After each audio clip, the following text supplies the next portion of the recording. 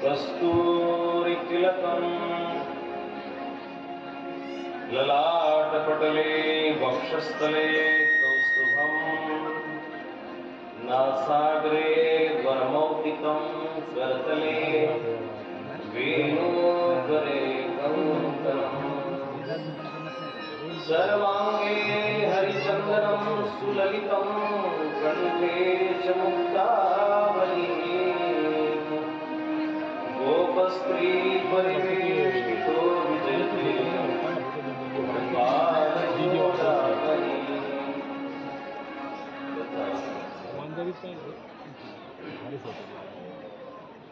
सच्चिदानन्दरूपाय विश्वोत्पत्त्यादिहेतवे तापत्रयविनाशाय श्रीकृष्णाय वयं नमः। वंशी विभूषितकरा नवनीरदाभा पीताम्बरादरुणबिम्बफलादरोष्टा पूर्णेन्दुसुन्दरमुखादरविन्दनेत्रा कृष्णात् परं किमपि तत्त्वमहं न जाने कृष्णात् परं किमपि तत्त्वमहं न जाने।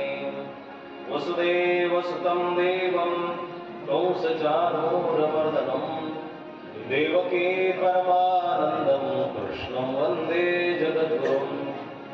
सर्वोपनिषदो गावो दुग्धा गोपालनन्दन पार्थो वत्स सुधीर्भोक्ता दुग्धं गीतामृतं महत्। एकं शास्त्रं देवकी पुत्रगीत मेको देवो देवकी पुत्रयो एको मन्त्रस्तस्य नामानि यानि धर्मापेकं तस्य देवस्य सेवा धर्मापेकं तस्य देवस्य सेवा। श्री गोपाल कृष्ण महाराज की जय। कृष्ण गोपाल जगती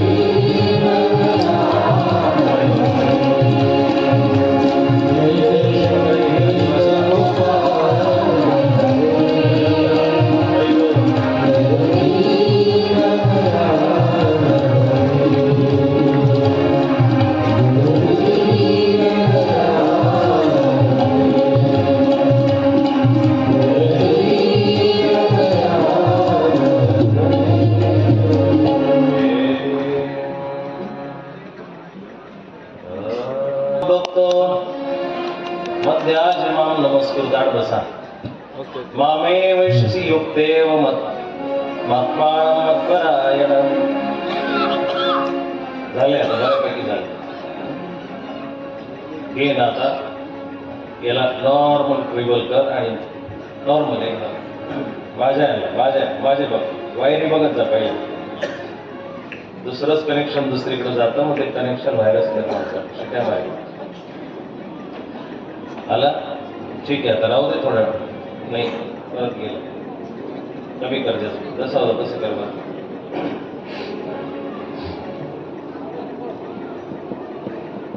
आज आपण सगळ्यांनी मिळून एक श्लोक म्हणूया. हात जोडा सगळ्यांनी आणि पाठीमागे उच्चारण करण्याचा प्रयत्न करा. तिकडच्या आता तू व्यवस्थित स्पीकर सांभाळ.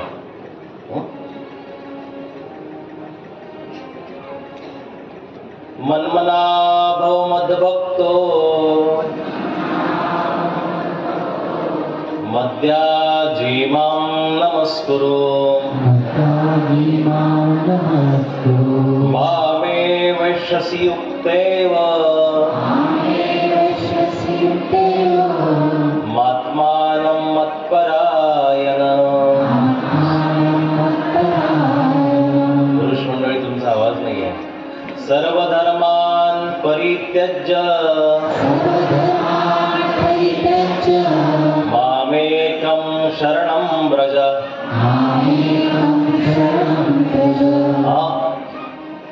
मामेकं शरणं व्रज.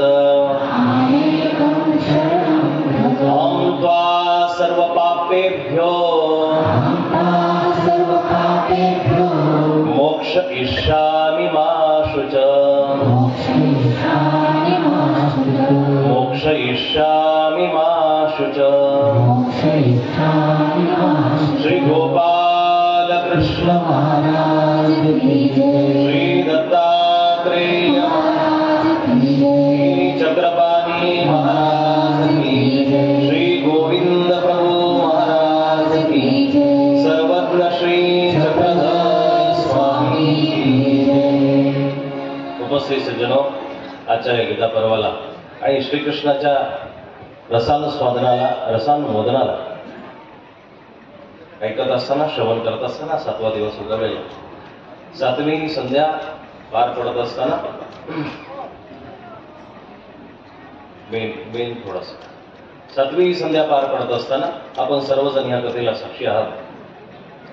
त्या श्रीकृष्णाचं गुणानुमोदन इतकं सुंदर आहे, इतकं अप्रतिम आहे, इतकं गोड आहे, इतकं मधुर आहे, इतकं सुंदर आहे, इतकं प्रेरणादायी आहे की ते सदैव वाहत जरी असलं, सदैव चालत जरी असलं, काळामध्ये दररोज जरी ऐकलं तरीही माणूस कंटाळवाणा होणार नाही.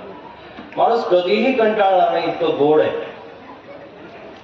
त्या गोडव्याला खऱ्या अर्थानं जगाच्या पाठीवरती कुठल्याच मधुरतेची थोरवी प्राप्त होणार नाही, बरोबरी प्राप्त होणार नाही, इतकं ते गोड आहे.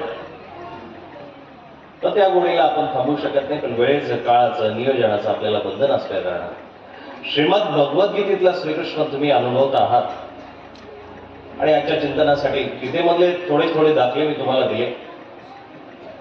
जास्त काही आपल्याला त्या गीतेच्या चिंतनावरती भर देता आला नाही, कारण वेळेचं बंधन असल्या कारणानं. आता 7 वाजून कंप्लीट 42 मिनिटं झालेत. 8 वाजता सगळे आयोजक म्हणजे अवघ्या 18 मिनिटांमध्ये 12 मिनिटांमध्ये ते येतील. आज चालूच नाही मस्त पैकी. ज्यांना भूक लागली त्यांनी गपचूप निघून जाणे. तिकडं तुमचं पाळं होईल, तिकडं तुमचं जेवण आहे. ज्यांना ऐकायची ही भूक ज्याला आहे त्यांनी इथं थांबावं. कीर्तनाची, प्रवचनाची भूक आहे त्यांनी इथं थांबा. आणि ज्याला पोटाची भूक आहे त्यांनी आवर्जून त्यांच्या इंद्रियांना त्रास देऊ नये अशी मी विनंती करतो. असो, आजच्या या सप्तम पर्वाच्या दिवशी, सप्तम सत्राच्या दिवशी उपस्थित असलेले परमपूज्य परमादरणीय पट्टाधीष्ठित महंत ज्ञान महर्षी आणि या संपूर्ण प्रवचन सोहळ्याचे प्रवाचक, वयोवृद्ध, ज्ञानवृद्ध, तपोवृद्ध असे आदरणीय आपल्या सगळ्यांचे मार्गशीर्ष, सगळ्यांचे आदरस्थान, सगळ्यांचे प्रेरणास्थान, वयाच्या 90च्या पार करून सुद्धा एवढी ऊर्जा, एवढा उत्साह आणि एवढी ओघवती वाणी ज्यांची अशी ब्रह्मविद्येला वाहिलेली वाणी आहे, अशा आपल्या आदरणीय सर्वांचे गुरुतुल्य, गुरुवर्य आदरणीय बाबांना कसल्या ठिकाणाहून दंडवत करून ते स्वस्थळावरून ही कथा श्रवण करत आहे.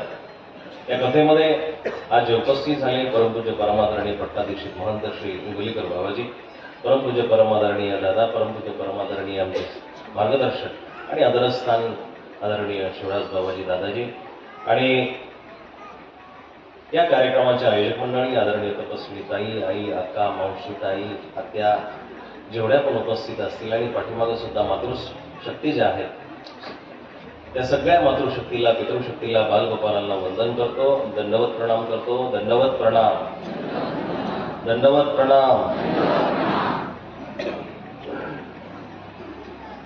आज ही कथा आपल्याला एका विशिष्ट टोकावरून संपवायची आहे. गीतेचं मर्म ह्या 2 श्लोकामध्येच आहे. खऱ्या अर्थानं जर बघितलं तर हे 2 श्लोक गीतेचा गाभा आहे, गीतेचं महावाक्य आहे. मनमना भव मद्भक्तो मध्याजी माम नमस्कुरु. तू माझी भक्ती कर, मला मनाने शरण ये. मन हा एकमेव असा तुमच्या शरीरामधला भाग आहे, तो परमात्म्याला पर्याय. देवपूजा करणाऱ्यांनी कृपया शांततेमध्ये देवपूजा करा आणि आपल्या जी देवपूजा चालू आहे ती चालू असतानाच आपल्या कथेचं पण तुम्ही श्रवण करू शकता.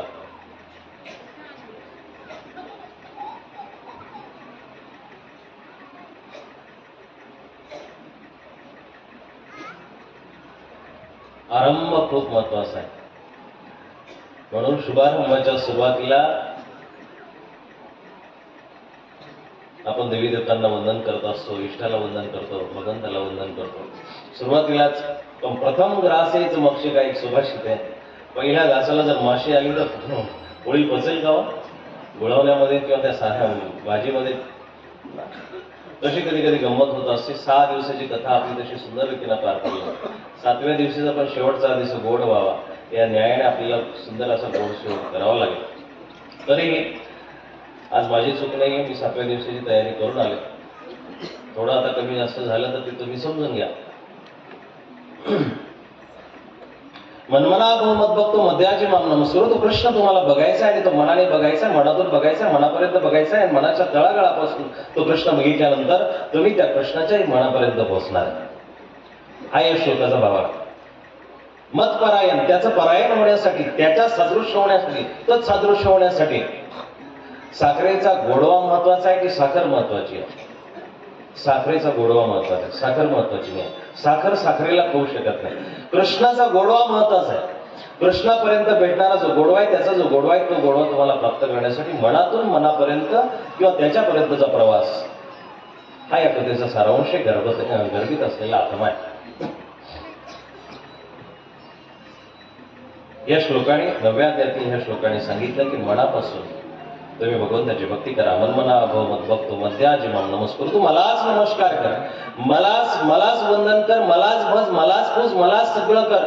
जगाच्या पाठीवरती दादा एकमेव असा अवतार झाला, भलतेही अवतार झाले असतील, जेवढे ह्या पृथ्वीतलावरती अवतार झाले, आतापर्यंत कुठल्याही अवतारामध्ये ही हिंमत झाली नाही बरं का.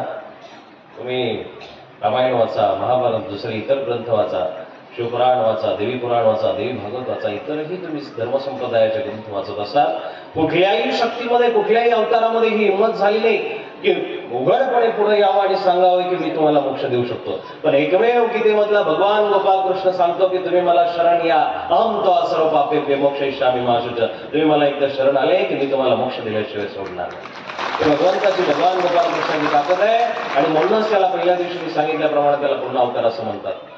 तो पूर्ण अवतार आहे. त्याची भक्ती आपल्याला सांगावी लागेल, त्याची भक्ती आपल्याला परिपूर्ण रीतीने समजून घ्यावी लागेल, त्याची भक्ती आपल्याला करता आली पाहिजे. आणि भक्तीचं खूप जे रूप आहे ते रूप खूप निरागस आहे. भक्तीचं रूप खूप मोकळं आहे, भक्तीचं रूप खूप निष्पाप आहे, निरागस आहे. आणि मनमोकळेपणाने ज्याला भक्ती जमली, एखादा लहान लेकरं बघा ना, ते खेळत असताना त्याच्या चेहऱ्यावरचे भाव टिपा, ते बसलेला असताना त्याच्या चेहऱ्यावरचे भाव टिपा, झोपलेला असताना त्याच्या चेहऱ्यावरचे भाव टिपा. ते भाव जे असतात ना, ते भाव कौमार्याचे भाव आहे, ते भाव तरुणतेचे भाव आहे, ते भाव सत्याचे भाव आहे, ते भाव खऱ्या अर्थानं निरागसतेचे, निष्पापपणाचे भाव आहे. आणि याच्याच दोरीला धरून जर आपण बघितलं तर परमात्मा याच्याही पेक्षा लाख पटीनं, हजार पटीनं निरागस आहे, तो निष्पाप आहे. त्याचे जे भाव आहेत ते अशाच पद्धतीचे भाव आहेत. त्या भावापर्यंत आपल्याला पोहोचायचे. मग आपल्यामध्ये सुद्धा तो भाव जागृत झाला पाहिजे. आपल्यामध्ये सुद्धा तो भाव तशा पद्धतीने आला पाहिजे. आपल्यामध्ये जर तो भाव आला नाही, आपल्यामध्ये तसं जर त्या पद्धतीचे गुण आले नाही, तर आपण या पृथ्वी तलावरती माणूस जन्माला येऊन सुद्धा राक्षसच आहोत. महाभारतामध्ये 3 सारांश निघतात.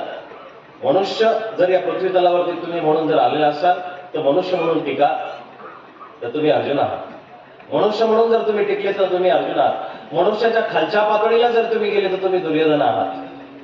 आणि मनुष्याच्या खालच्या पातळीला जाता मनुष्य होऊन मनुष्याच्या वरच्या पातळीला जर तुम्ही गेले तर तुम्ही भगवान कृष्ण आहात. भगवान कृष्ण आहात याचा अर्थ तुम्ही देव आहे असा नाहीये. भगवान कृष्ण आहात म्हणजे नीतिमूल्यांचा जोपासणारा भगवान कृष्ण, सगळ्यांचा विकास करणारा भगवान कृष्ण, सगळ्यांना सांभाळून घेणारा भगवान कृष्ण, आणि तिचा अधर्माचा पुरस्कार न करणारा भगवान कृष्ण, आणि धर्माच्या संस्थापनेला धर्माच्या स्थापनेला पुरस्कृत करणारा अग्रेसर असणारा भगवान कृष्ण तुम्ही आहात, असं त्याच्यातून प्रतिपादन. आयानो, कृष्ण कथा खूप सोपी आहे. रामाची कथा माणसाला विव्हळ बनवत असते, करुण बनवत असते, दुःखी बनवत असते. रामकथेचा जर सार बघितला तुम्ही, पण कृष्ण कथा जगाच्या पाठीवरची एकमेव अशी कथा आहे की ही कृष्ण कथा प्रत्येक व्यक्तीला आनंदित करत असते. आनंदित होण्याची कथा ही कृष्ण कथा आहे. ज्याला आनंद जपायचा असेल, आणि मग जगाच्या पाठीवरती बघा, जग जर तुम्ही शोधला आणि जगामधल्या काही गोष्टी शोधल्या तर जगामध्ये सुख आहे, दुःख आहे, जगामध्ये ईर्ष्या आहे, द्वेष आहे, जगामध्ये द्वंद्व आहे, 2 गोष्टी आहेत. पण भारतामध्ये किंवा सनातन संस्कृतीमध्येच एक तिसरा पर्याय आहे. जर सुख असेल तर त्याच्यासोबत दुःख आहे, पण भारतीय संस्कृतीमध्ये या सुखाच्या दुःखाच्या पलीकडचा एक शब्द सापडतो, तो म्हणजे आनंद आहे. दुसऱ्या तत्वज्ञानामध्ये तुम्हाला स्वर्ग सापडेल, नरक सापडेल, पण भारतीय तत्वज्ञानामध्ये तुम्हाला मोक्ष सापडतो. तिसरा शब्द सापडतो, तिसरा शब्द आहे. इस्लाम धर्मामध्ये जा, ख्रिश्चन धर्मामध्ये जा, तिथं स्वर्गाची आणि नरकाची कल्पना आहेच. या 2 गोष्टी तिथं आहेत. पण भारतामध्ये आल्यानंतर ह्या दोघांच्या पलीकडची एक भूमिका आहे. स्वर्गही नको, नरकही नको, कारण स्वर्गाला सुद्धा मर्यादा आहे. कारण नरक आहे म्हणून स्वर्ग आहे, नरक आहे म्हणून स्वर्ग आहे. स्वर्गामधून पडल्यानंतर नरकात जाल, पण नरकातून निघाल्यावर स्वर्गापर्यंत जाण्याचे रस्ते आहेत. हे दोन्हीच्या पूल आहेत, सेतू आहे. पण मोक्षाचा सेतू वेगळा आहे, तो भक्तीच्या द्वारे चालला जातो. स्वर्गातून पतन सुद्धा होत असतं, स्वर्गातून खाली पडणं आहे. ते स्वर्ग सुख तात्पुरतं आहे, वेगळी आहे. ते तम भक्त्वा सर्ग लोकम विशालम क्षणे पुण्यमर्त लोकम विशंती. तिथलं पुण्य संपलं की खाली आले. जे भक्ती करत असाल, कुठलीही करत असाल तुम्ही, आज तुमच्याकडे अल्पज्ञान आहे म्हणून तुम्हाला कदाचित त्या गोष्टीचा उमग होणार नाही, परंतु श्रीमद भगवद्गीता जर वाचली ना तर याच्यातून तुम्ही द्वंद्वैर विमुक्ता, ह्या द्वंद्वापासून मुक्त व्हाल की नेमकं स्वर्गाला जायचं, मोक्ष नरकाला जायचं की मोक्षाला, याच्याही पलीकडे मोक्षाला जायचं. या द्वंद्वातून तुम्हाला मुक्त होता आलं पाहिजे. या द्वंद्वातून तुम्ही जोपर्यंत मुक्त होत नाही, आणि मग गीतेचा सारांश जर बघितला तर गीतेला सगळ्याच पंथांनी संप्रदायाने स्वीकारण्याचा प्रयत्न केलाय. सगळ्या संप्रदायांनी गीतेला घेण्याचा प्रयत्न केलाय, पुरस्कृत करण्याचा प्रयत्न केलाय. भगवान महावीर सुद्धा गीतेमध्ये शोधतात. इतर धर्म संप्रदाय शोधले, त्यांनी बऱ्याचशा काही गोष्टी शोधल्या, बरेचसे तत्वज्ञान शोधले, आणि तत्वज्ञान शोधल्यानंतर बरचसं काही सापडलं नाही. कुठं ना कुठं तरी काहीतरी उरलंय. प्रत्येक धर्मग्रंथ सांगतात सोडा, त्यागा, प्राप्त होईल वगैरे वगैरे गोष्टी करतात, पण तरीही सापडलं नाही, तरीही प्राप्त झालं नाही, म्हणून त्यांनी गीतेमध्ये डोकावलं. आणि गीतेमध्ये डोकावल्यानंतर 15व्या अध्यायामध्ये ते डोकावतात, बघतात, वाचतात, आणि त्या 15व्या अध्यायामधून त्यांना एक शब्द सापडतो, निर्माण मोहा जितसंग दोषा ध्यात्मनित्या विभक्त कामा द्वंद्वैर विमुक्ता सुखदुःख संज्ञैर गच्छन्ति मूढा पद्मवियम. हे शब्द ज्यावेळेस त्यांनी वाचल्यानंतर त्यांच्या लक्षात आलं की जो निर्माण झालेला मोह तो पहिला आपल्याला सोडावा लागेल. तो निर्माण झालेला मोह जोपर्यंत आपल्या मनातून जात नाही, जोपर्यंत आपल्या मनातून निघत नाही, तोपर्यंत आपल्याला हा संसार सोडणं अवघड आहे. संसार सोडणं शक्य नाहीये. निर्माण झालेला मोह जोपर्यंत तुमच्यातून संपणार नाही, भगवद्गीतेचा जो पुरुषोत्तम योग आहे ना, तो पुरुषोत्तम योग त्या पुरुषोत्तमापर्यंत घेऊन जाणारा योग आहे. पुरुषोत्तमापर्यंत घेऊन जाणारा योग आहे. तर योग योग या शब्दाचा अर्थ जोडणे, योग या शब्दाचा अर्थ एकत्र येणे, योग या शब्दाचा अर्थ एकत्र करणे. युंजते, युंज धातूपासून तयार झालेला शब्द आहे. जोडण्याची जी कला आहे ना ती भगवद्गीतेमध्ये, जोडण्याची जी कला. आणि मग महावीर जेव्हा श्रीमद भगवद्गीतेमध्ये डोकतात तेव्हा तिथे एक शब्द त्यांच्या वाचण्यामध्ये आला आणि मग त्यांना जे उमगलं ते शास्त्र असं आहे, तो शब्द असा आहे, असंग शस्त्रेण. या जगाला जर तोडायचं असेल, सोडायचं असेल, संपून टाकायचं असेल तर असंग नावाचं शस्त्र आहे. असंग म्हणजे कुठल्याच गोष्टीचा जवळीक नको, कुठल्याच गोष्टीचा संग नको. जे आमच्या सर्वज्ञ श्री चक्रधर प्रभूंनी निरालंबी नावाच्या सूत्रामध्ये सांगितलं ते सूत्र, ती भाषा, ती परिभाषा त्यांना गीतेमधून सापडली आणि त्या शस्त्राला घेऊन ते निघतात. मग त्यांनी पहिल्यांदा घर त्यागलं, दार त्यागलं, पती त्यागली, पत्नी त्यागली, बाल बच्चे सगळं त्यागलं, प्रॉपर्टी त्यागली. पण कुठेतरी अपूर्णता राहिली, कुठेतरी अपूर्णता त्यांना दिसायला लागली. ते विचार करायला लागले की नेहमी त्याग घडत नाहीये, त्याग घडत नाहीये. आणि मग ह्या शब्दाला जेव्हा त्यांनी वाचलं, असंग शस्त्र आहे ना, की काहीच कुठल्याच गोष्टीचा संग नकोय, सगळं काही त्यागलं, निघाले. हातामध्ये कमंडूल किंवा हातामध्ये काही वस्तू असेल तीही हातामध्ये चलायला लागलं, कुठंतरी टोचायला लागलं. आणि मग शेवटी विचार करतात याचा सुद्धा त्याग घडला पाहिजे. आणि मग घडल्यानंतर तो त्यागतात. ते त्यागल्यानंतर अंगावरचे कपडे त्यागतात आणि कपडे त्यागल्यानंतर महावीर दिगंबर होतात. तेव्हा कुठेतरी त्यांना धर्म सापडतो, तेव्हा कुठेतरी त्यांना तत्व सापडतं. हे गीतेमध्ये लपलेले सूत्र आहे. श्रीमद भगवद्गीतेतला कृष्ण तुम्हाला समजून घेत असताना ह्या महत्वाच्या मुद्द्यांना सुद्धा लक्षात घेणं गरजेचं आहे की भगवान गोपाल कृष्णाला नेमकी कशी भक्ती अपेक्षित आहे, भगवान गोपाल कृष्णाला नेमकं कुठल्या पद्धतीनं धर्म अपेक्षित आहे. तो धर्म जर तुम्हाला समजला ना, एक दिवस त्या भगवंताच्या चरणाजवळ तुम्ही पोहोचल्याशिवाय राहणार. भक्ती कशी करावी या भक्तीचं खूप सुंदर असं वर्णन श्रीमद भगवद्गीतेमध्ये. वंशी विभूषित करा हा श्लोक मी उच्चारण केला होता. मधुसूदन सरस्वती नावाचे एक सुंदर असे शंकराचार्य पदाचे माने वारसदार झाले. त्या श्लोकाची ज्यांनी रचना केली, वंशी विभूषित करा नवनीरदाहा पीतांबरा दरुणपिंब फलाधरोष्टात. ज्याच्या हातामध्ये करामध्ये वंशी विभूषित करा बासरी आहे, नवनीरद, नीरद म्हणजे मेघ, ज्याप्रमाणे मेघ उगवतो आणि जो सुरुवातीला जो ढग आला तो ढग जसा सुंदर दिसत असतो, भासत असतो, तशा पद्धतीनं त्याचे ओठ आहे, तशा पद्धतीनं त्याची आभा आहे, तशा पद्धतीनं त्याची कांती, असा त्या आशयाचा श्लोक आहे. आणि हे मधुसूदन सरस्वती शंकराचार्य पदाचे मानकरी आहेत, वारसदार आहेत. शंकराचार्याचं पद त्यांना भेटणार होतं. दादा, भक्तीची खूप सुंदर परिभाषा या ज्ञानी व्यक्तीने तुम्हाला आम्हाला सांगितलेली. वेगळी भक्ती करण्याची आवश्यकता नाहीये. आणि मग ते चालत चालत म्हणतात काशीवरून वृंदावनामध्ये आले आणि वृंदावनामध्ये आल्यानंतर त्यांचा एक नियम होता की दिवसातून एकदाच माधुकरी मागायची, दिवसामधून एकदाच माधुकरी मागायची. आवाज नाही दादांचा. एकदाच माधुकरी मागायची. आणि ती एकदा माधुकरी मागितली त्या वाक्यविहारीच्या मंदिराजवळ जायचं आणि तिथं बसायचे, भोजन करायचे. असा दररोजचा त्यांचा रुटीन चालू आहे, दिनक्रम चालू आहे. एक दिवस झालं असं की ते भिक्षा मागायला गेले आणि भिक्षा मागता मागता एका गोपीच्या घराच्या बाहेर ते उभे आहेत. ती गोपी बाहेर स्वयंपाक करती, चुलीवरती रांधण करती, भाकरी करत होती आणि भाकरी करता करता तिचं एक 2-4 वर्षाचं लेकरू तिथं जेवण करतंय. हातामध्ये त्याच्या भाकर आहे आणि ती भाकरी थापता थापता नको नको भाकरी थापता थापता अचानक हे मधुसूदन सरस्वती नावाचे संत तिथे गेले. भिक्षाम दे. त्या माईला आवाज दिला. त्या माईनं वरती मान करून बघितलं, संत महात्मे दारात उभी आलेले, त्यांना भिक्षा द्यावी हा कार्यक्रम असल्या कारणाने तिने हातामध्ये भाकर घेतली. भाकर घेऊन त्याच्या पात्रामध्ये टाकली. पात्रामध्ये टाकल्यानंतर हातामध्ये जशी मधुसूदन सरस्वतीच्या भाकर आली त्यांनी बघितलं हातामध्ये भाकर आहे. पण त्याच वेळेस समोर जे लहान लेकरू होतं ते हातामध्ये भाकर घेऊन तुकडा घेऊन खात होतं. पण गंमत अशी आहे, त्या माऊलीला जिथं भाकरी ठेवल्या होत्या तिथंच त्या लेकराने विष्ठा केली होती. संतांनी बघितलं, मधुसूदन सरस्वतीला बघितलं, हातामध्ये भिक्षा आहे, समोर दृष्टी गेली, डोळ्याने डोळ्याचं काम केलं आणि डोळ्याने डोळ्याचं काम केल्यानंतर मनामध्ये घृणा उत्पन्न झाली. मन खूप वाईट आहे.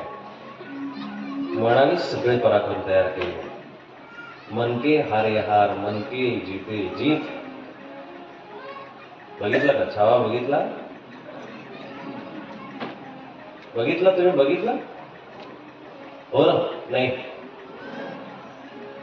काही काही गोष्टी चांगल्या बघणं पण गरजेचं आहे हो. बघितल्याने समजत असतं माणसाला. आपल्याला जे हे स्वातंत्र्य भेटलेले ना, आई हसण्यासारखी काही गोष्ट नाहीये. हे जे स्वातंत्र्य भेटलेले, हे जे सगळी व्यवस्था जी आता व्यवस्थित दिसते ना, याच्या पाठीमागं खूप मोठ्या मोठ्या लोकांचं बलिदान आहे. शोकांतिका अशी आहे की आपण भविष्य काळाचाच इतका विचार करत चाललोय, पण आपल्याला आपला ज्वलंत असलेला इतिहास माहिती नाहीये, भूतकाळ माहिती नाहीये. खूप मोठी मोठी माणसं या जगाच्या पायदानात खाली किंवा ह्या जगाच्या बांधकामामध्ये, या जगाच्या निर्मितीमध्ये ज्यांनी पाया रचला, ज्यांनी स्वतःला गाडून घेतलं, अशी भरपूर माणसं ह्या जगाच्या पाठीवरती होऊन गेली आहे. तेव्हा आपल्या ह्या पिढ्या साबूत आहेत, अखंड आहेत, व्यवस्थित आहेत. धर्माची पहिल्या दिवशी गोष्ट निघाली ना, तेव्हाच ही गोष्ट खरी सांगण्यासारखी होती. 40 दिवस त्या राजांनी हातबल होऊन 40 दिवस त्या औरंगजेबाच्या क्रूर अत्याचाराला सहन केलं. त्या औरंगजेबाच्या क्रूर गोष्टींना सहन केलं. आणि 40 दिवसापर्यंत मध्यंतरी एक ऑफर आली होती. ती ऑफर ही अशी होती की तुझे प्राण वाचवले जातील, तुमचे प्राण साबूत राहतील, व्यवस्थित सगळं होईल, 2-4-5 गावांची मक्तेदारी भेटेल, सरदारकी भेटेल, व्यवस्थित व्हा, काही अडचण नाहीये. पहिली गोष्ट म्हणजे माझ्या मुलीशी निकाह कर, किंवा दुसरी गोष्ट म्हणजे माझ्या धर्माचा स्वीकार कर. पण ह्या माणसांना गोष्टी कुठल्या सांगितल्या जात होत्या माहिती का दादा? आई, या लोकांना ज्या गोष्टी सांगितल्या होत्या ना, आज पैशा खातीर, आज वशिल्या खातीर, गोष्टी खातीर, संसाधना खातीर, थोड्याशा काही चुकीच्या गोष्टी खातीर धर्म परिवर्तन करणारी कोणी माणसं असतील तर ऐका, त्या व्यक्तींनी त्या ठिकाणी जबाब दिला नाही, उत्तर दिलं नाही. राजांनी, छत्रपती संभाजी महाराजांनी त्याचं उत्तर दिलं नाही. त्याचं कारण असं आहे की यांच्यावरती जे संस्कार होते ना, ते संस्कार राम आणि कृष्णाचे होते. ते संस्कार भगवद्गीतेचे संस्कार होते. त्या भगवद्गीतेतल्या श्लोकांचे संस्कार होते. स्वधर्मे निधनम श्रेय, परधर्म भयावह. स्वतःच्या धर्मामध्ये गेलेलं बरं, पण दुसऱ्याच्या धर्माला बळी पडू नका, दुसऱ्याच्या धर्माकडे जाऊ नका. हे संस्कार भगवद्गीतेचे संस्कार त्यांना होते. म्हणून 40 दिवसामध्ये 1 सेकंद सुद्धा मन परिवर्तन झालं नाही. इथं नख जरी कापलं गेलं, इथं कान जरी पकडले, आज जर पोलिसांनी रिमांड जर दिलं, तर सगळा बडाबडा गुन्हा कबूल करणारी आजची माणसं आहे. पण 40 दिवस त्या महाराजांनी अत्याचार सहन केलाय. हा इतिहासही तुम्ही ऐकणं, वाचणं गरजेचं आहे ना दादा. आपल्या लेकरांना सांगत असताना रील मधले उदाहरण देऊ नका. आजकाल इकडून तिकडून, तिकडून इकडं, बस आउट गोईंग इनकमिंग, ह्या व्यतिरिक्त आपल्याला काही माहिती नाही आहे. 400-500 कॉन्टॅक्ट असतात. त्या 400-500 कॉन्टॅक्ट साठी, त्या 400-500 कॉन्टॅक्ट मधून एकच माणूस त्याला नडलेला असतं, किंवा एकाच माणसाला त्याला सांगायचं असतं, तो एकासाठी स्टेटस ठेवत असतो. बरोबर आहे? ते एकासाठीच ठेवतो आणि त्या 400 माणसांच्या समोर ठेवतो. पण तो 10 मिनिटांनी, 20 मिनिटांनी बघतो. 10 लोकांनी बघितलं, 30 माणसांनी बघितलंय, 40 लोकांनी बघितले, 50, 100, 200 माणसांनी बघितलंय. त्याचं तोपर्यंत समाधान होत नाही की त्याला ज्याला टोमणं मारायचं होतं त्यांनी बघितलंय की नाही, तोपर्यंत तो समाधानी होत नाही. त्या व्यक्तीला दाखवण्यासाठी, त्या व्यक्तीला सांगण्यासाठी तो तिथं ठेवत असतो. अरे येड्यांनो, सोपा ऑप्शन आहे. ज्याला पाठवायचं त्याला असा पाठीमागून धपाटा टाकण्यापेक्षा सरळ त्याला सेंड करा. सांगा अख्ख्या जगाला काय सांगत सुटताय. ही जी भावना आपल्यामध्ये जागृत व्हायला लागली ना, विनाकारण आजकाल समोरून वैर करणाऱ्यांचं जग राहिलं नाही, समोरून सांगणाऱ्यांचं जग राहिलं नाही. पाठीमागून माणसं बोलतात. चुकीची गोष्ट आपण वाढवलेली आहे, ही गोष्ट थोडीशी कमी केली पाहिजे. ही गोष्ट आपल्यामध्ये जी रुजलेली आहे ती गोष्ट संपवा, संपवा. या गोष्टी काही कामाच्या नाही आहे. कारण जेव्हा तुम्ही ही गोष्ट बोलत असताना सत्य घरामध्येच असतं, तेव्हा असत्य जे असतं ते गावभर फिरून आले असतं. आमच्या सर्वज्ञ श्री चक्रधर प्रभूंनी ह्या गोष्टींसाठी खूप चांगले सूत्र निरूपण केले. ते सूत्र म्हणजे सोन्यासारखे सूत्र आहे, चंदनासारखे सूत्र आहे, माणिक मोत्यासारखे सूत्र आहे. ज्या बोटांपासून, ज्या तोंडामधून सगळ्या जगाचं अहित होतंय, नुकसान होतंय ना, देव म्हणतात की तेच 2 ओठ पहिले बंद करा. घरामध्ये कुठेही वादविवाद होत असताना, तंटा होत असताना, बस प्रथम जर सगळं थांबवायचं असेल ना, प्रथम जर सगळं थांबवायचं असेल, ते आपलं तोंड. एका घरामध्ये सासू सुनेचं पटत नव्हतं. पटत नव्हतं, परंतु त्या दोघेही सुसंस्कृत होत्या, शिकलेल्या सवरलेल्या. तशा त्या दोघेही आमच्या संपर्कात आहेत म्हणून त्यांचे ते किस्से कळतात, काही गोष्टी कळतात. तर जेव्हा त्या सासूला सुनेचा काही राग यायचा ना, की त्यावेळेस एक भजन आवर्जून म्हणायचे. ज्या वेळेस राग यायचा, ती बोलायची किंवा काही तिची गोष्ट पटली नाही, त्यावेळेस ती सासू आवर्जून मोठ्या मोठ्याने ते भजन म्हणायची. सुख के सब साथी दुख में न कोई, मेरे श्याम एक साचा दूजा न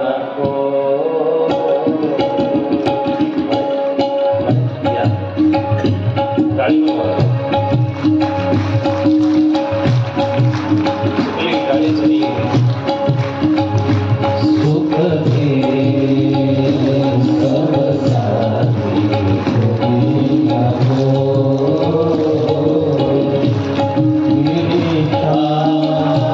मेरे श्याम तेरा नाम एक साचा दूजा न कोई, सुख के सब साथी दुनिया को, जीवन आई जाई छाया, जीवन आई जानी छाया, जीवन आई जाई छाया, जीवन आई जानी छाया, झूठी माया झूठी काया, झूठी माया झूठी काया, फिर गाहे को सारी मरिया, गाहे को सारी मरिया, पाप की गठरी होए, सुख के सब साथी दुनिया को, मेरे श्याम मेरा नाम एक साचा दूजा न कोई. असं उत्तर तिकडून द्यायचे नाही. सुनेला कळून जायचं की आज आजीबाईचं सासूबाईचं काहीतरी बिघडलं. सुन गप्प बसायची की यांना काहीतरी माझा शब्द लागलेला आहे. आणि मग ते घर बघा, विचार करण्यासारखी गोष्ट आहे. त्या घरामध्ये विचार करण्यासारखी गोष्ट आहे की त्या सासू सुनेचं कधीच भांडण झालेलं नाही. पण त्यांना दोघींना कळून जायचं की नेमकं आता दोघींना काय म्हणायचं. सासू नाराज झाली की सुनही तसं तिकडून ती एखादं म्हणायची. ती थोडीशी जरा नवीन असल्या कारणानं ती म्हणायची मैं मायके चली जाऊं, ते असं असं बोलायचं काहीतरी. मग तिला बरोबर कळायचं. मग ती थोडस गप्प बसली. सगळे ठेवावे लागतात मटेरियल. हे स्टेज असं आहे. हॉटेलची भाजी का आवडते माणसाला? आई बरोबर आहे, बांबुरीची आई. हॉटेलची भाजी का माणसं जेवायला का जातात? चमचमीत असते. हा, जिभेला चटका असतो, चटका, खानदेशी चटका. ते जिभेला चटका असल्या कारणाने ती गोष्ट होत असते. गंमत अशी आहे. मग ती तसं उत्तर द्यायची. मग तिलाही कळायचं सासूला की नक्कीच काहीतरी सुनायचं बिघडलंय. 2-3 दिवस गप्प बसायच्या आणि मग नंतर परत सुरळीत व्हायचं. आई, तुम्हाला मी सांगू इच्छितो, घरामध्ये जर शांतता ठेवायची असेल ना, तर सगळ्यात महत्वाचं एका क्षणी फक्त एकानेच बोलावं आणि एकाने गप्प बसावं. ज्या वेळेस हा मूलमंत्र तुम्हाला लक्षात येईल ना, इग्नोराय नमो नमः, हा मंत्र पाठ करा. आणि जेव्हा तुम्हाला हा मंत्र लक्षात येईल ना, मला वाटतं तुमच्या घरातले भांडे चेपून गेले तरी चालतील, पण तुमचे नाते अबाधित राहतील. कधीच तुटणार नाही.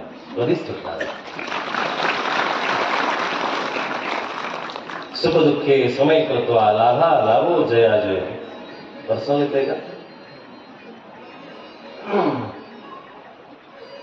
हे भगवद्गीतेमधले सूत्र आहे. आणि कृष्णाने सांगितले तर तुम्ही म्हणाल, आमचे आदरणीय दादा मगाशी म्हटले की कृष्णाची कथा सांगा, कृष्ण तत्व सांगा. आम्हाला तो प्रश्न ऐकायचा नाहीये. तो प्रश्न ऐका, जरूर ऐका, भक्ती वाढवण्यासाठी तो प्रश्नही आज गोपीगीताच्या माध्यमातून मला तुम्हाला सांगायचा आहे. पण ज्ञानयुक्त प्रश्नही तुम्हाला कळायला पाहिजे, ज्ञानयुक्त प्रश्नही तुमच्या लक्षात आला पाहिजे. तो प्रश्न नेमका काय म्हणतो, तो प्रश्न नेमका काय म्हणतो? जेव्हा प्रेमाच्या पलीकडची भाषा असते ना, तेव्हा एकेरी भाषा निघत असते. बरं का, कोणी थोडीशी जरा स्वाभिमानी मंडळी बसली असेल तर त्यांना थोडासा हा शब्दही ऐकून घेणं गरजेचं आहे. आपण एखाद्या महापुरुषाच्या बाबतीत एकेरी भाषा वापरून देत नाही, नाही का? ती बंधनं थोडीशी जरा काही माणसांना लांब करतात, दूर करतात. ज्याच्यावरती तुमचं जास्त प्रेम आहे ना, ज्याच्यावरती अति अधिकार आहे, ज्याच्यावरती तुमचा अति प्रेम आहे. मी काही काही घरामध्ये सुद्धा बघितलंय की ते बापाला सुद्धा एकेरी बोलतात. मी विचारलं, का रे बाबा असं एकेरी बोलू नये बापाला. ते बापाला विचारलं, का हो तुम्ही असे कसे संस्कार दिले, तो एकेरी बोलतो पोरगा तुम्हाला. दादा इकडे ये रे, पप्पा इकडे रे, बाबा इकडे रे, असं बोलतो. त्या बापाचे उद्गार होते की बाबा, मला माझा पोरगा झाल्यापासून मला कधीच असं वाटलं नाही की तो माझा मुलगा आहे. मला तो नेहमी माझ्या मित्रासारखा वाटतो, म्हणून तो मला अरे करे. बघा ना, किती मोठी अत्यंतिक सामंजस्य आहे, किती मोठं प्रेमळ सामंजस्य आहे, किती मोठी समजदारी पण आहे. कारण ज्या ठिकाणी बाप उभा आहे त्या ठिकाणी पोराला लहानच राहावं लागेल, भलेही तो पोरगा किती मोठा झाला. जगाच्या पाठीवरचा किती कलेक्टर जरी झाला ना, तरी तो बाप आल्यावरती त्या बापाला बाप म्हणून त्याची इज्जत द्यावी लागेल. भलेही तो कसाही असो, डोलणारा असो, खाणारा असो, पिणारा असो, त्याला ती इज्जत द्यावी लागेल. पण जेव्हा लाल आहेत पंचवर्षांनी, षोडश वर्षांनी, दशवर्षांनी ताडे, 5 वर्षापर्यंत लाड करा, 10 वर्षापर्यंत, 16 वर्षापर्यंत ताडण द्या, मार द्या. आणि जेव्हा 16 वर्षाचा होईल, जेव्हा चप्पल पायामध्ये येईल, तेव्हा त्याला मित्रवत आचरे, मित्रासारखं आचरण करा. परिणो, तुम्ही तुमच्या आईला पण अशाच पद्धतीनं सांगत जा, सगळ्या गोष्टी मित्रासारख्या सांगत जा. सगळ्या गोष्टी आपसामध्ये तशा शेअर केल्या पाहिजे. आणि जर केलेला तर कदाचित तुम्हाला जे पर्याय इंटरनेटवरती शोधावे लागतात ना, ते तुम्हाला तुमच्या आईकडूनच कळतील. लक्षात आलं का? महत्वाचा पॉइंट आहे. जे तुम्हाला इंटरनेटवरती शोधावं लागतं ना, चुकीचं असो किंवा चांगलं असो, ते तुम्हाला तुमच्या भोळ्या बावड्या मातेकडूनच कळत. कारण जगाच्या पाठीवरती सगळ्यात प्रथम जी गुरु आहे ती माता आहे. मातृदेवो भव, ही माता पहिल्यांदा तुमची गुरु आहे. त्या आईकडून तुम्हाला घेता आलं पाहिजे. पण गंमत अशी होतीये, विडंबन आहे, समाजाचं विडंबन आहे. वास्तविकता सांगणे गरजेचे. भगवंताला काय अपेक्षित आहे? काल वस्त्रहरणाची गोष्ट सांगता सांगता मी ही गोष्ट राहून गेली की आज तुम्ही एखाद्या स्त्रियांसाठी ती महत्वाची गोष्ट आहे की 4 लोकांसमोर कपडे बदलत नाहीये. 4 लोकांसमोर तुम्ही व्यवस्थित राहता, परंतु खोलीत कुलूप लावून, कडी लावून घेतली, खोलीमध्ये गेले की तुम्ही जगासमोर अर्धनग्न होता, जगासमोर उघडे होता. हे तत्व कुठल्या पद्धतीचे, कुठल्या शास्त्रामध्ये, हेही जरा विचारात घेणं गरजेचं आहे. तुम्ही घरच्यांसाठी संयमित राहता आणि बाहेरच्यासाठी असंयमित होतात. आणि जगाच्या पाठीवरती जेव्हा आरोळ्या उठतात, अत्याचाराच्या आरोळ्या उठतात, जेव्हा अत्याचार होतात, मग तेव्हा समाजाला किंवा समाजातल्या पुरुष व्यवस्थेला नाव ठेवायचं. ही मानसिकताही थोडीशी आपण समजून घेणं गरजेचं आहे की आपण या जर कथांना, आपण ह्या जर आचरणांना जर आपल्या जीवनामध्ये जर बघू ना, ठेवू ना, तेव्हा तुमच्या लक्षात येईल की त्या भगवंताने गोपींचं वस्त्रहरण याच्यासाठी केलं होतं की बायांनो, या समाजाला उन्मत्त करण्यासाठी भरपूर गोष्टी आहेत. तुम्ही कदाचित त्या गोष्टींमध्ये नाही गेल्या पाहिजे. तुम्ही आदराचं स्थान तुमचं जपून ठेवा. तुम्ही त्यांच्या जीवनामध्ये लक्ष्मी म्हणून राहा, तुम्ही त्यांच्या जीवनामध्ये मातृशक्ती म्हणून राहा. हे भगवंताचं त्या ठिकाणी सांगणं आहे. या कथा जर आपल्याला माहिती असतील, ह्या जर गोष्टी आपल्याला माहिती असतील, तर आपल्याकडून नक्कीच चुकीचं वर्तन होणार नाही, नक्कीच चुकीचं वर्तन होणार नाही. काही फॅशन यायला लागल्यात कसं आहे. पूर्वीच्या काळी आमची आई आवर्जून 1-2 इंच कपडा जास्त घ्यायची. ती याच्याकरता घ्यायची की पुढच्या वर्षापर्यंत ते शर्ट चाललं पाहिजे, पॅन्ट चालली पाहिजे. आता आवर्जून घोट्याच्या एवढी वरती ती पॅन्ट आली आवर्जून दाखवण्यासाठी, म्हणजे ती 2-4 महिने सुद्धा वापरता येत नाही. केस आवर्जून बारीक कापल्या जायची, आता ती केस एक साईडचं निघालेलं आणि एक साईडचं वाढलेलं, अशा पद्धतीच्या स्टाईल यायला लागल्या. नकोय. अशा समाजामध्ये बिभत्सपणा आपला जर दिसत असेल तर आपण कितीही धर्माच्या मंदिरामध्ये गेलो, सत्संगामध्ये गेलो, पण समाजामध्ये जर आपल्याला चांगलं प्रतिबिंब पाडता आलं नाही तर आपण जैसे थेच आहोत. आपण काहीही त्या जुन्या माणसांचा आदर्श ठेवलेला नाही. आपल्यासाठी कोणी ना कोणीतरी राबलेले, आपल्यासाठी कोणी ना कोणीतरी झिजलेले, याचं भान ठेवणं गरजेचं आहे. हा रामकृष्णांचा देश आहे, हा छत्रपती शिवाजी महाराजांचा देश आहे, हा हिंदुस्थान भगतसिंग राजगुरू सुखदेवांचा देश आहे, हा भल्या भल्यांचा सर्वज्ञ श्री चक्रधर प्रभूंचा देश आहे, संत तुकाराम महाराज ज्ञानेश्वरांचा देश आहे, संतांचा महंतांचा क्रांतिकाऱ्यांचा देश आहे. याचं भान आपण ठेवलं तरच खऱ्या अर्थानं आपण ह्या जगामध्ये काहीतरी सृजन करण्यासाठी आलेलो आहोत, सांभाळण्यासाठी आलेलो आहोत, हे लक्षात येईल आपल्या. धर्मग्रंथ ऐकत असताना, धर्मग्रंथ जपत असताना, धर्मग्रंथ पारायण करत असताना तुमच्यामध्ये हे संस्कार निस्त्रित झाले पाहिजे, आले पण पाहिजे ना. तर ते संस्कार मी तुम्हाला कथा सांगत होतो.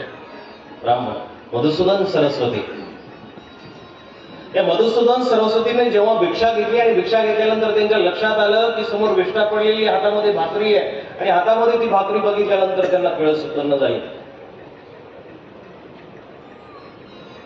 नैनो की मत मानियो, नैना ठग लेंगे. नैना म्हणजे डोळ्यांचं काम आहे ठगणं. डोळ्यांनी जेवढे विकार उत्पन्न होतात, डोळ्यांनी जेवढे अपराध निर्माण होतात, तेवढे जगाच्या पाठीवरती कुठल्याच इंद्रियामधली ती ताकद नाही. तुमच्या शरीरामध्ये जी ताकद, सगळ्यात महत्वाची जी ताकद आहे, ती डोळ्याची आहे. कागारे मोसे इतनी अरज तोसे, चुन चुन खाइयो मांस, खाइयो रे तू नैना मोरे, खाइयो रे तू नैना मोरे, पिया के मिलन की आस. एक कवी कावळ्याला विनंती करतो की मला ज्यावेळेस माझा मृत्यू होईल ना, त्यावेळेस माझ्या शरीराच्या सगळी लपतर तू खा, सगळं मांस खाऊन घे, फक्त माझे डोळे खाऊ नको. कारण मेल्यानंतर सुद्धा मला माझा प्रियतम, माझा हरी, माझा कृष्ण भेटायला येईल याची मला आस आहे, याची मला इच्छा आहे. काय अत्युच्च प्रेम असेल त्या व्यक्तीचं. मोहे पिया के मिलन की आस, खाइयन तू नैना मोहे. असो, शेवटचा दिवस गोड व्हावा, गोड करून आपण जाणार आहोत. आणि मग त्यांनी ते बघितलं की समोर भिक्षा वाढलेली आणि डोळे झाकल्यानंतर डोळ्यांमधून किळस आली. पण मनामध्ये विचार केला की आता ही भिक्षा एकाच टायमाची भिक्षा, 24 तासामधून आता दुसरी भिक्षा मागायची नाही, हातामध्ये भाकर आहे. आणि विचार करायला लागले, टाकून जर दिली तर भिक्षेचा अपमान होईल, खाईल तर मन स्वीकारणार नाही, वमन होईल, मनामध्ये विकार उत्पन्न होते. आणि तसा विचार करतच त्यांनी जेव्हा डोळे उघडले आणि डोळे उघडल्यानंतर आईसमोरचं दृश्य असं होतं की ते लहान लेकरू जेव्हा भाकर हातामध्ये घेऊन खात होतं, त्याच्या शेजारी बाळकृष्ण, माझा गोपालकृष्ण, यदुनंदन योगेश्वर गोपालकृष्ण बालकाच्या रूपाने त्या लहान लेकराच्या समोर बसलेला होता. तो लड्डू गोपाल समोर बसलेला होता आणि ते जे लहान लेकरू भाकर खात होतं, ज्यांनी तिथं विष्ठा केली होती, त्या लहान लेकराच्या हातामधून, तोंडामधून तो भाकरीचा घास तो परमपिता ओढून खात होता. जेव्हा हे मधुसूदन सरस्वतीला दृश्य बघितलं ना, भाव विभोर झाले, भाव विभोर झाले. कृष्णाच्या कथा इतक्या अप्रतिम आहे. फक्त तसं भक्ताचं हृदय आपलं असलं पाहिजे, तसं व्याकुळ हृदय असलं पाहिजे आपलं. भाव विभोर झाले आणि गडबडा त्या वृंदावनाच्या मातीमध्ये लोळायला लागले, रेतीमध्ये लोळायला लागले. आणि दररोज मिळाली भिक्षा तर ठीक आहे, नाही मिळाली तर ठीक आहे, पागल सारखा तो महात्मा फिरायला लागला. अहो, शंकराचार्य पदाचा वारसदार आज त्या काळामध्ये, शंकराचार्य पद म्हणजे एका प्रांताचं मुख्यमंत्री पद, त्या पदाचा वारसदार असलेला माणूस गडबडा मातीमध्ये लोळतोय. आणि गडबडा मातीमध्ये लोळत असताना 3-4 महिने झाले, 6 महिने झाले, शिष्य तिकडे वाट बघत होते काशीमध्ये, वाराणसीमध्ये, की आमचे गुरुवर्य शंकराचार्याच्या पदाचे आहेत पुढचे वारसदार. ते गेलेले वृंदावनला आले नाही म्हणून ते शिष्य शोधायला निघाले. आणि शोधायला निघाल्यानंतर वृंदावनामध्ये तपास केला. असा व्यक्तिरेखा असलेला कोणी माणूस तिथं बसलेला आहे का, उभा आहे का विचारल्यानंतर त्यांनी सांगितलं की वृंदावनाच्या बाहेर जा, जिथं वाळूंचं रण पडलेलं आहे, त्या नदीच्या काठावरती एक पागल तिथं अवलिया तुम्हाला लोळताना दिसेल, तिच्या जवळ जा, बघा, त्यांची विचारपूस करा. गेले हे शिष्य मंडळी, गेले आणि गेल्यानंतर बघितलं की गुरुवार त्या वाळूमध्ये झोपलेले आहेत.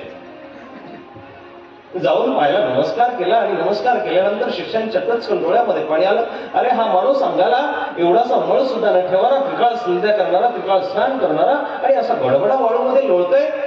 शिष्यांनी रडत रडत त्यांना प्रणाम केला आणि विचारलं, गुरुदेव, नेमकं काय झालं? कोण तुम्ही, कुठून आला? अहो गुरुदेव, आम्हाला ओळखलं नाही तुम्ही, आम्ही वाराणसीहून आलो, आम्ही तुमचे पट्ट शिष्य आहोत. आणि शंकराचार्याच्या पदाचे मानकरी तुम्ही आहात आणि तुम्ही म्हणता कोण? बरं झालं आलात. माझा प्राण जाण्यापूर्वी तुमच्यापर्यंत संदेश मला पोहोचवायचा होता, परंतु वेळेवरती आलात. बरं झालं. मुलांनो, अरे त्या दिवशी भिक्षा मागत असताना मला ज्याचं दर्शन झालं ना, भिक्षा मागत असताना मला ज्याचं दर्शन झालं, एक सेकंदापुरतं, एक क्षणापुरतं त्याचं दर्शन झालं, पण त्याचं दर्शन झाल्यापासून असं वाटतंय की हजारो लाखो शंकराचार्य पद त्याच्यासमोर फेकून द्यावे आणि फक्त त्याच्याकडे बघत राहावं. अशी माझी भूक वाढली आहे, अशी माझी भूक वाढली आहे. नको मला ते शंकराचार्याचं पद नको. आणि मग त्यांनी ते पद रचले. वंशी विभूषित करा नवनीर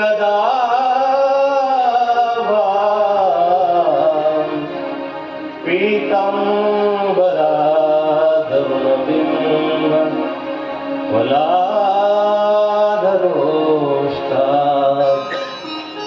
पूर्णेन्दु सुंदर मुखात् अरविंद नेत्रात् कृष्णात् परं तत्त्वमहं किमपि न जाने. कृष्णात् परं किमपि तत्त्वमहं न जाने. कृष्णाच्या पलीकडचं एकही तत्व मला जगाच्या पाठीवरती मान्य नाही, माहिती नाही. कृष्णाला ओळखणं सोपं आहे, फक्त तुम्हाला आतून सगळगतीत होता आलं पाहिजे. मनमना भव मद्भक्तो मध्याजिमाम नमस्कुरु. आतून जे भजन आहे ना ते कृष्णाला प्रिय आहे. आतून तुम्हाला भजावं लागेल. गीता समजून घेण्यासाठी तुम्हाला थोडस जरा मन जर दिलं ना तुम्ही इथं, तर गीता एका क्षणामध्ये तुम्हाला समजेल. आणि जो गीतेचा महान नायक जो आहे योगेश्वर भगवान गोपालकृष्ण, तो तुमच्या हृदयामध्ये आल्याशिवाय राहणार नाही. महाभारताचं युद्ध ज्यावेळेस चालू होतं, एक दिवस अचानकपणे तो पळत सुटला. आणि पळत सुटल्यानंतर धर्मराज, रात्रीचे 10-11 वाजले, धर्मराज वगैरे सगळे बघतायत. दुर्योधनाकडनं सुद्धा वाटलं रात्रीचा हा कधी जात नाही असं ना, आता अचानक पुढे जायला लागला.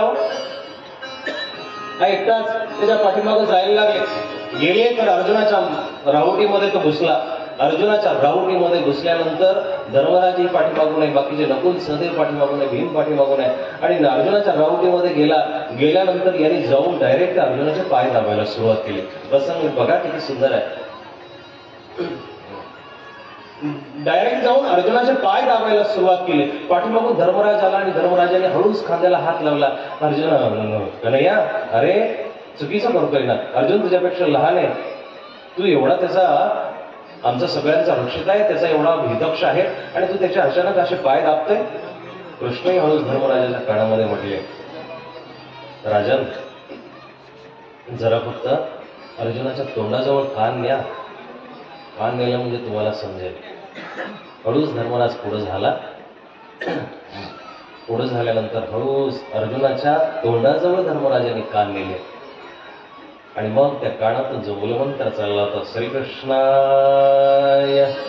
नमो नमः, श्रीकृष्णाय नमो नमः. कृष्णाचं सदैव चिंतन चालू होतं. बापरे श्रीकृष्ण, असं जे चिंतन आहे, ईश्वरीय चिंतन चालू होतं. चिंतन चालू धर्मराजाने इकडं आला आणि मग सांगितलं की कृष्णाजवळ येऊन तो धर्मराज म्हणतोय की तो तोंडाने तुझं नाव घेतोय, तुझं चिंतन चालू आहे. मग कृष्णही त्याच्या कानामध्ये हळूच म्हणतो, अरे बाबा, त्याचं चिंतन इतकं जोरामध्ये चालू होतं, इतकं जोरात चालू आहे, आणि केव्हाच चालू आहे. त्याचं चिंतन चालू असल्या कारणानं तिकडं मला झोप येत नाही, म्हणून मी धावत आलो. आता मी त्याचे पाय दाबतोय, आणि पाय दाबल्यानंतर त्याला आता गाढ झोप येईल, शांत झोप येईल. माझं चिंतन तो बंद करेल, म्हणजे मीही झोपायला व्यवस्थित निघून जाईल. आणि त्याचं चिंतन बंद झालं की मलाही गाढ झोप लागेल, माझीही झोप व्यवस्थित होईल, त्याची झोप व्यवस्थित होईल. ज्याचा सखा हरी दयावरी विश्व कृपा करी. बस एवढं तत्व समजून घ्या. याच्या पलीकडे कृष्ण काहीच नाहीये, याच्या पलीकडचा कृष्ण काहीच नाही. कृष्णाला समजवण्यासाठी वस्तूंची गरज नाही हे मी तुम्हाला पहिल्या दिवसापासून सांगतो. त्याला वस्तूची गरजच नाहीये. तो वस्तुप्रिय नाहीये. वस्तुप्रिय दुसरे असतील, तुमचे काय 2 पायाचे 4 पायाचे कोणी काय असतील ते वस्तुप्रिय नाही आहे. तो मनप्रिय आहे, मनाचा प्रिय आहे. मनातून त्याला आवडतात, मनातून केलेल्या गोष्टी त्याचा स्वीकार करतो, मनातून स्वीकार केलेल्या गोष्टींनाच तो पावत असतो. आणि मनातूनच बसलेल्या लोकांचं तुम्ही ज्यावेळेस स्मरण कराल ना, तेव्हा तुम्हाला कृष्ण सापडेल. जी माणसं ज्या आतापर्यंत भक्त होऊन गेल्या, भक्त गणका होऊन गेल्या, भक्त ज्या भक्तीने होऊन गेल्या, त्यांचं जर तुम्ही स्मरण केलं ना तर तुम्हाला कृष्ण समजायला अवघड जाणार नाही. कृष्ण सोप्या पद्धतीने समजत असताना ज्या लोकांनी जशा पद्धतीला कृष्ण धरला ना, तसा जरी कृष्ण तुम्ही धरायचा प्रयत्न केला तरी कृष्ण तुम्हाला सापडेल. असा ढोबळमानाने तुम्हाला सापडणार नाही, ढोबळमानाने सापडणार नाही. राधा ने मधुबन में ढूंढा, मीरा ने मन में पाया. राधा ने मधुबन में ढूंढा, मीरा ने मन में पाया. राधा जिसे खो बैठी ओ गोविंद, राधा जिसे खो बैठी वो गोविंद. और दल दिखाया एक मुरली, एक मुरली कमाल, एक मुरली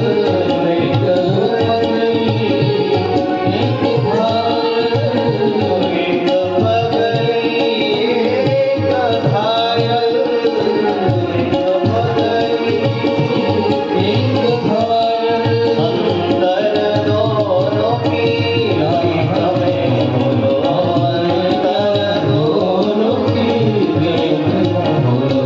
एक प्रेम दीवानी, एक तरस दीवानी, एक प्रेम दीवानी, एक तरस दीवानी. एक प्रेम दीवानी, एक तरस दीवानी. एक राधा,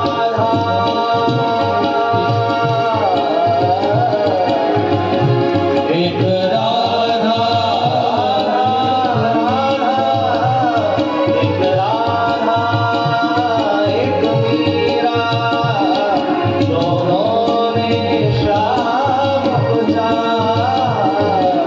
अंदर दोनों की चाहे बोलो, अंदर दोनों की चाहे बोलो. एक प्रेम दीवानी, एक तरस दीवानी. एक प्रेम दीवानी, एक तरस दीवानी. एक प्रेम दीवानी, एक तरस दीवानी. तुम्हाला त्याला शोधावं लागेल आणि शोधा म्हणजे सापडेल. शोधता येत नसेल तर त्याच्याकडे मागा की हे ईश्वरा तू आम्हाला दर्शन दे. बाबा दर्शन जर दिलं तर तो नक्कीच तुम्हाला सापडेल. त्याला मागता येणं ही गरजेचं आहे. काय मागावं हेही कळलं पाहिजे. संसार मागत असाल, प्रपंच मागत असाल, आतापर्यंत भेटलेल्या वस्तू पर्याप्त आहे. जो प्राप्त है वो पर्याप्त है. जे मिळालं ते सगळं चांगलं आहे. आतापर्यंत जे भेटले ना ते खरंच चांगलं आहे. ईश्वराने जर 50 वर्षापर्यंत तुम्हाला दिलेला प्रपंच, व्यवस्थित दिलेला प्रपंच जर तुम्ही बघितला, ईश्वराने दिलेला प्रपंच जेव्हा तुम्ही बघाल ना तर तोही प्रपंच काही लोकांकडे नाही. आणि जे तुमच्या जेव्हा लक्षात येईल ना तेव्हा तुमचा प्रपंच तुम्हाला आनंद द्यायला सुरुवात करेल. आनंद देईल, आपण आनंद देईल. पण आपल्याकडे होतं काय की पुढे डोळे दिले असल्या कारणानं आपल्याला आपल्या पायाजवळच दिसत नाही. आपण पुढचं बघत राहतो. पुढच्याचं सुख आजच्या जगामध्ये दुःखी माणसं नाहीयेत. तसं पाहिलं तर दुःखी नाहीयेत. पण एक दुःखी माणसं तुम्हाला सापडतील, एक प्रकारची दुसऱ्याच्या सुखामध्ये दुःखी होणारी माणसं आहे. दुसऱ्याचं शुभ होत पाहताना, दुसऱ्याचं शुभ होत असताना जे चिंतित होतात ते कधीही जगाचे शुभचिंतक असू शकत नाही. असं शुभचिंतनही काही कामाचं नाही. अशी माणसं दुःखी होत असतील तर ते कधी जीवनामध्ये सुखी राहत नाही, सुखी होत नाहीये. जगाचं सुख तुम्हाला पाहत असताना तुम्हालाही सुखी जर होता आलं तरच तुम्ही थोडाफार धर्म केलाय, तरच तुम्ही थोडाफार धर्म शिकलाय असं वाटेल. म्हणून देवाकडे मागायला शिका. अर्जुनाला जेव्हा विश्वरूप दिसलं, विश्वरूप दिसल्यानंतर अर्जुनाने बघितलं की आता मला तो कृष्ण दिसत नाहीये, माझ्यासमोर तो कृष्ण अंधुक झालाय, माझ्यासमोरून तो कृष्ण आता लोप पावत चाललाय, दूर होत चाललाय. मग त्या कृष्णाने त्याला सगळं वीद वीद प्रणम्य रडत रडत त्याला प्रणाम केला आणि विनंती केली, दिव्यम ददामि ते चक्षु, मला तुला दिव्य चक्षु द्यावे लागतील तेव्हा मी तुला बघू शकेल. देवाकडे मागा, असं काहीतरी मागता आलं पाहिजे आपल्याला.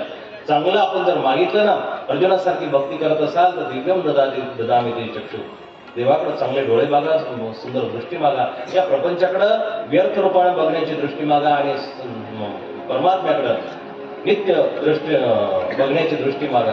त्याच्याकडे नित्य बघता आलं पाहिजे आणि प्रपंचाकडे आपल्याला नित्य बघता आलं पाहिजे. सगळ्या संतांनी जे मागितलंय, एक समाजाचं कल्याण मागितलंय, समाजाचं हित मागितलंय. समाजाचं कल्याण मागत असताना सगळ्या संतांनी प्रार्थना केली आहे की आम्हाला जर तुम्ही द्याल ना तर आम्हाला फक्त या विश्वाचं कल्याण द्या. सर्वे भवन्तु सुखिनः, व्यासांनी किती सुंदर मंत्र म्हटल्या. सगळ्यांचं सुख मला पाहिजे, सगळे व्यवस्थित राहिले पाहिजे, सर्वे संतु निरामय, सगळे निरोगी राहिले पाहिजे असं म्हणतो का आपण कोणाला? चालता चालता आपण एखाद्याला शिवी देता देता म्हणतोय असं होईल तुझं, तसं होईल तुझं, असं झालं पाहिजे, तसं झालं पाहिजे. अशी एक 5 प्रकारचे दारिद्र्य सांगितलेले ते गीतेमधले दारिद्र्य आहेत. आज खऱ्या अर्थानं श्रीमद भगवद्गीतेला आणि त्या श्रीमद भगवद्गीतेअंतर भगवान कृष्णाला आज आपण निरोप देत आहोत. आज आपल्याकडे एक वेळही पुरला नाही.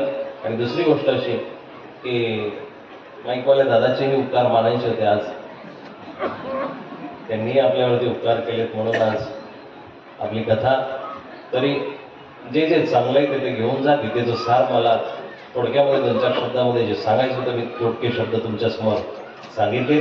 आपल्या सगळ्या संत सज्जनांसमोर, श्रेष्ठांसमोर, ज्ञानी अधिकरणांसमोर मी उच्चासनावरती बसल्याची ही मरकट चेष्टा केली आहे. त्याबद्दल आपण थोर अंतकरणाने, मोठ्या अंतकरणाने, विस्तृत अंतकरणाने मला माफ करा. माझ्या अधिकृतीला अधिक वाढवून देण्यासाठी मी आपल्याजवळ क्षमा मागतो, याचना करतो. आता तुम्ही कृपावंत साधू संत जीवलन गोमटे ते करा माझे भारो जे कायापाशी. तुमच्या चरणाजवळचा मी दास आहे. त्या दास भावनेला मी आपल्याजवळ 2 शब्द परमात्म्याची, कारण तत्प्रसादान्मय अच्युत, त्या अच्युताने जी कृपा केली आहे, प्रसाद दिलाय, त्या प्रसादाचंच मी आपल्यासमोर वर्णन केलेलं आहे. माझं काहीच नाही आहे. मेरा मुझमे कुछ नाही, सब लागे तो. सगळं ईश्वराचं, त्याचं त्यांनी माझ्याकडून वधून घेतलंय. ते अल्पस्वल्प क्रिया करत असताना जे काही उणेपुणे शब्द बोलले असेल ते शब्द माझे आहेत आणि जे चांगलं असेल ते तुमचं आहे. तुम्ही चांगलं घेऊन जा. तुम्ही तुमच्या घरामध्ये चांगला धर्म करा. तो धर्मच खऱ्या अर्थानं या पृथ्वी तलावून तुमच्या सोबत येणार आहे. तुम्ही सगळेजण उपदेशी आहात. हात वरती करा फक्त. सगळे उपदेशी आहे. वा, बहुतांश उपदेशी वर्ग आहे. हात खाली करा. आणि आता उपदेश कोणाला घ्यायचा आहे? हात वरती करा. उपदेश कोणाला घ्यायचा? नवीन मंडळी. 1 2 3 चला, या कथेतून किंवा 4 5 हात वरती करा ना, बिंदास, काय अडचण नाही ना. सोडा, आजपासून सगळं सोडा. आजपासून ज्या चुकीच्या गोष्टी तुमच्या घरात होत असतील, खाण्याच्या पिण्याच्या असतील, दुसऱ्याही कसल्या चुकीच्या गोष्टी तुमच्या जीवनात होत असतील, त्या गोष्टींना सोडा, तिलांजली द्या आणि ह्या कथेचं सार तुमच्या घरापर्यंत घेऊन जा. धर्म करा. धर्मच तुम्हाला खऱ्या अर्थानं धर्मेण हन्यते व्याधी, धर्मेण हन्यते ग्रहा, तुमच्या व्याधींना दूर करेल, तुमच्या ग्रहांना दूर करेल. आणि मग जो चिंतनासाठीचा शेवटचा जो श्लोक होता त्याचा सार असा, सर्व धर्मांपरित्यज्य, सगळ्या धर्मांचा त्याग करा. मामेकम शरणं व्रज, मला एकट्याला शरण या. अहम त्वा सर्व पापेभ्य, सगळ्या धर्मांना सोडून जर कदाचित एखाद्याला असं वाटेल की बाकीचे धर्म जर सोडले तर मला पाप लागेल, पण देव त्याची हमी घेतात. अहम त्वा सर्व पापेभ्य, मी सगळ्या तुझ्या पापाचा नाश करेल आणि मोक्ष इष्यामि मा शुच, तुला मोक्ष दिल्याशिवाय राहणार नाही. त्या मोक्ष प्राप्तीसाठी आपण सगळ्यांनी प्रयत्न करूया. झालेली सेवा ईश्वराला अर्पण करतो, भगवंताच्या चरणी अर्पण करतो, आपल्या सगळ्या संत सज्जनांच्या चरणी अर्पण करतो. मला उत्तम रीतीनं तुम्ही सगळ्यांनी सहयोग दिला. आदरणीय दादाजी आणि तुमचे सहकारी आदरणीय दादा यांनी सगळ्यांनी उत्तम अशी साथ दिली. मी तोकडा पडलो, माझ्या ठिकाणचे काही अवगुण या ठिकाणी झाकले गेलेले, त्याबद्दल आपण क्षमा करावी. आणि संयोजक मंडळींनी मला एवढं थोरलेपण दिलं, आपलं खरंच कौतुक करावं तितकं कमी आहे. आपण या कार्यक्रमाचे स्तुत्य असे आयोजक आहात आणि ह्या कार्यक्रमाला परमात्मा भगवान श्री चक्रधर प्रभू भगवान गोपाल कृष्ण लीलया पेलणारे, गोवर्धनाला पेलल्यासारखं तो पेलणार आहे आणि हा कार्यक्रम लीलया रूपाने व्यवस्थित रूपाने पार पाडणार आहे. ही झालेली सेवा पार करत असताना ज्या काही माझ्याकडून चुका घडल्या त्याबद्दल मी माफी मागतो.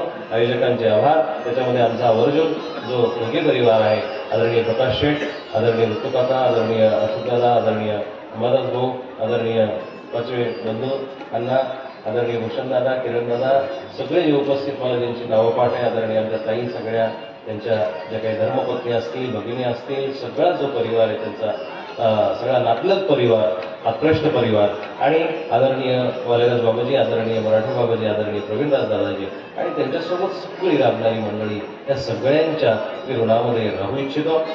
सगळ्यांचे एक मनातून मी धन्यवाद व्यक्त करतो. आज या ठिकाणी श्रीमद भगवद्गीतेची सांगता झालेली आहे. गीता ग्रंथ प्रत्येकाच्या घरापर्यंत पोहोचवण्याचा एक आमचा छोटासा उपक्रम आहे. घर गीता. जेव्हा घराघरामध्ये गीता जाईल ना, तेव्हा तुमच्या घरातली घरघर संपल्याशिवाय राहणार नाही. म्हणून ती घरघर संपवण्यासाठी तुमच्या घरामध्ये गीता ग्रंथ घेऊन जा. आता आरती झाल्यानंतर संत मंडळी भोजनासाठी जातील. तुम्ही सावकाश रीतीनं, ज्याला ज्याला गीता अपेक्षित आहे, ज्याला ग्रंथाचं पूजन करायला भेटलेलं नाही, ग्रंथाचं दर्शन करायला भेटलेलं नाही, त्या सगळ्या मंडळींसाठी मी इथं बसणार आहे. सगळ्यांना गीता घेऊन जायची, गीता ग्रंथ घेऊन जायचं आहे. आपण इथं येऊन सावकाश रीतीनं ग्रंथ दर्शन घेऊ शकता, पूजन करू शकता आणि ग्रंथ घेऊन जाऊ शकता. कुठलाही त्याला शुल्क नाही आहे, कुठलंही काही नाही आहे. फक्त शुल्क एकच आहे की घरामध्ये गीता केल्यानंतर घरातली घरघर कटकट आणि वाईट व्यसन, चुकीचं वागणं संपवा. एवढीच मी आपल्याकडून एक भिक्षा मागतो. एवढी भिक्षा, एवढी दक्षिणा माझ्या पत्रामध्ये द्या. दंडवत. सर्वे भवन्तु सुखिनः, सर्वे सन्तु निरामय, सर्वे भद्राणि पश्यन्तु, मा कश्चित् दुःखभाग् भवेत्, मा कश्चित् दुःखभाग् भवेत्. गोविन्द बोलो हरि गोपाल.